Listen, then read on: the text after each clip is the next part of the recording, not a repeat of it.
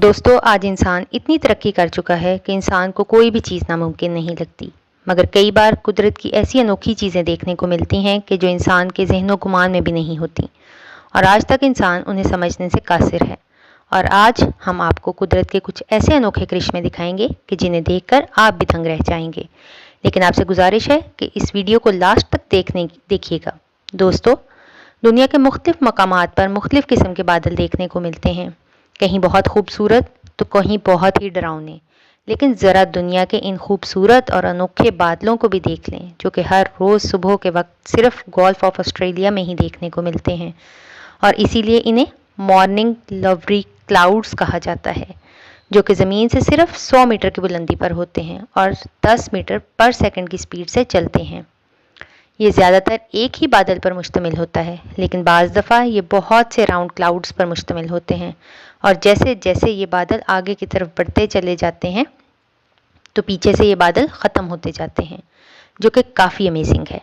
कुदरत के इस करिश्मे को सबसे पहले ऑस्ट्रेलिया के रॉयल एयरफोर्स पायलट ने 1942 में देखा था, और अब ये जगह इतनी फेमस हो चुकी है कि दूर दूर से लोग इस नज़ारे को देखने आते हैं। दोस्तों, आप तो जानते ही हैं कि समंदरों में अक्सर तूफ़ान आते रहते हैं, और फिर तूफ़ान में पानी की बड़ी बड़ी लहरें भी ज़मीन पर और कई बार तो पास में मौजूद घरों में भी पानी आ जाता है। लेकिन आपने पहले कभी बर्फ़ का तूफ़ान नहीं देखा होगा। दरअसल बर्फ़ानी इलाकों में समंदर की सतह पर बर्फ़ जम जाती है, मगर ये बर्फ़ पानी की तरह ज़मीन पर नहीं आती। लेकिन जब समंदर में तूफ़ान आता है तो पानी की ज़्यादा प्रेशर की वजह से बर्फ़ भी ज़मीन पर आ गिरती है, और इस तरह आते हैं सुनामी। ये आइस सुनामी इतने ख़तरनाक होते हैं कि अपने रास्ते में आने वाली हर एक चीज़ को तबाह कर देते हैं। और इसी तरह का एक तूफ़ान 2019 के आगाज़ में लेक वाइनबेगो की कोस्ट पर आया, जिसे कैमरे की आंख ने भी रिकॉर्ड कर लिया। और यहाँ हैरानकुन बात ये थी कि इस तूफ़ान में बर्फ़ रोड्स और हत्ता के लोगों के घरों तक पहुँच गई। और ऐसा ही एक ख़तरनाक तूफ़ान कनाडा में भी देखने को मिला, जिसमें बर्फ़ की लहरें 40 फुट तक ऊंची थीं, और वहाँ मौजूद सभी दरख्त वगैरह भी इस बर्फ़ की लपेट में आ गए थे। दोस्तों, 2010 में हमारे अपने मुल्क पाकिस्तान में बहुत ज़्यादा बारिश हुई थी, जिसने 38 साल पुराना रिकॉर्ड तोड़ दिया था। कई गांव और शहर भी इसकी लपेट में आ गए थे और काफ़ी नुकसान भी उठाना पड़ा था। मगर इसी बारिश में एक अजीबोगरीब और अनोखी चीज़ भी देखने को मिली कि लाखों की तादाद में मकड़ियाँ अपने आप को बचाने के लिए दरख्तों पर चढ़ गईं, और कुछ दिनों में दरख्तों की हालत कुछ ऐसी हो गई। लेकिन इससे वहाँ रहने वाले लोगों को कोई नुकसान नहीं पहुँचा, बल्कि लोगों को तो ख़तरनाक मच्छरों और मक्खियों से भी छुटकारा मिल गया था। दोस्तों, आगे देखने से पहले हमारे चैनल को सब्सक्राइब करें और साथ मौजूद बेल आइकॉन को भी दबा दें।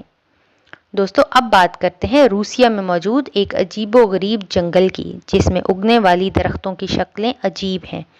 ऐसा लगता है कि जैसे वो डांस कर रहे हों, और यही वजह है कि इस जंगल को डांसिंग फॉरेस्ट का नाम दिया गया है।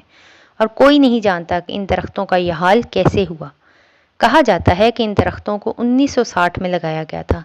कुछ लोगों का कहना है कि यहाँ की मिट्टी बहुत ढीली है, जिसकी वजह से उनका ये हाल हुआ, और बाज़ लोगों के मुताबिक जब इन दरख्तों को उगाया गया था तो इन पर किसी चीज़ का हमला हुआ होगा।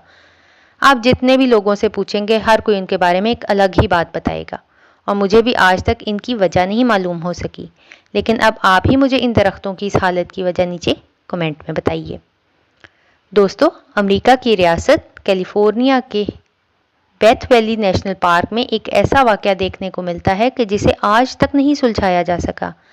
यहाँ एक तालाब मौजूद है जो कि साल साल सूखा रहता है, लेकिन इसमें मौजूद पत्थर खुद ब खुद एक जगह से दूसरी जगह मूव करते हैं।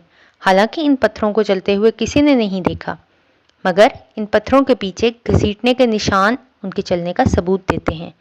कुछ पत्थरों के पीछे घसीटने के निशान बहुत ही लंबे हैं, और इस अजीब वाक़े के मुतालिक बहुत सी थ्योरीज पेश की गई। एक थ्योरी तो ये है कि ये पत्थर हवा की वजह से हरकत करते हैं, मगर हवा से इतने बड़े पत्थर मूव नहीं कर सकते, और 100 साल तक इस मिस्ट्री को कोई न सुलझा सका।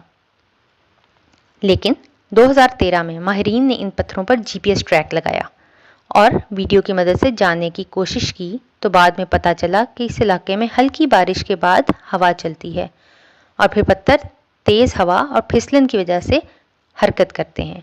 लेकिन छोटे पत्थरों की बात तो ठीक है, मगर बड़े पत्थर कैसे हिलते हैं, इसके बारे में कुछ पता न चल सका।